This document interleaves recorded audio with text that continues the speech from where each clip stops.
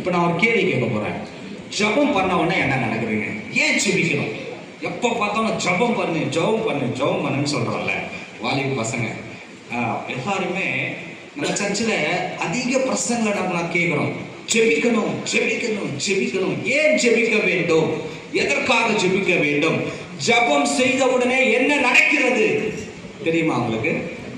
ஜபம் பண்ண உடனே என்ன அற்புதம் நடக்குது சொல்லுங்க பார்க்கலாம். என்ன அற்புதம் நடக்குது? உங்க கண்ணுக்கு தெரியாத ஒரு பயங்கரமான அற்புதம் நடக்குது. வாசிக்கலாம். அது என்ன அற்புதம்? வாசிக்கலாம். செபித்த உடனே நடக்கிற ஒரு அற்புதம் பிலிப்பியர் 4:6-7. நேரம் இல்லாதனால நானே சொல்லிடுறேன். நீங்கள் ஒன்றுக்கும் கவலைப்படாமல் எல்லாவற்றையும் குறித்து ஸ்தோத்திரத்தோடு கூடிய ஜபத்தினாலும் வேண்டுதலினாலும் தேவனுக்கு தெரியப்படுத்துங்கள்.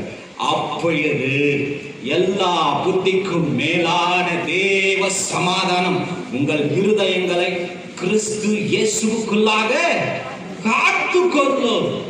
நீங்க ஜபம் பண்ண உடனே உங்களுக்குள்ள ஒரு சமாதானம் வருங்க.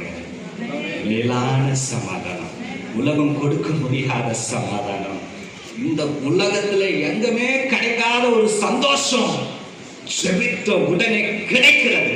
ஆமென். அல்லேலூயா. நீங்க ஜெபிக்கணுங்க.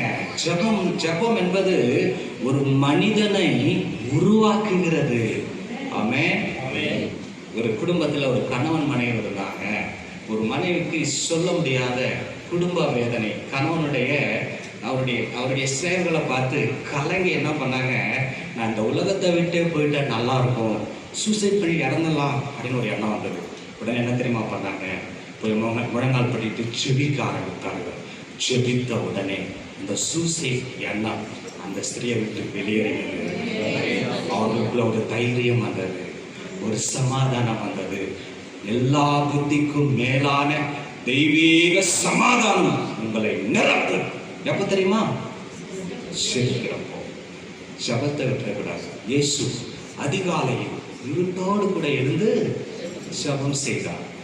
முழுவதும் ஜபம் செய்தார். வழக்கத்தின்படி ஜபம் செய்தார். இன்னைக்கு நீங்க ஜபம் பண்றீங்களா? உங்க லைஃப்ல ரெகுலர் பிரேயர் இருக்கா? யோசிச்சு பாருங்க. அதிகாலையில எத்தனை மணிக்கு எழும்புறீங்க? நீங்க எழும்பாத வரைக்கும், நீங்க ஜெபிக்காத வரைக்கும் தெய்வீக சமாதானத்தை பெற முடியாது. என்ன பண்ணணும்? ஜெபிக்கணும்.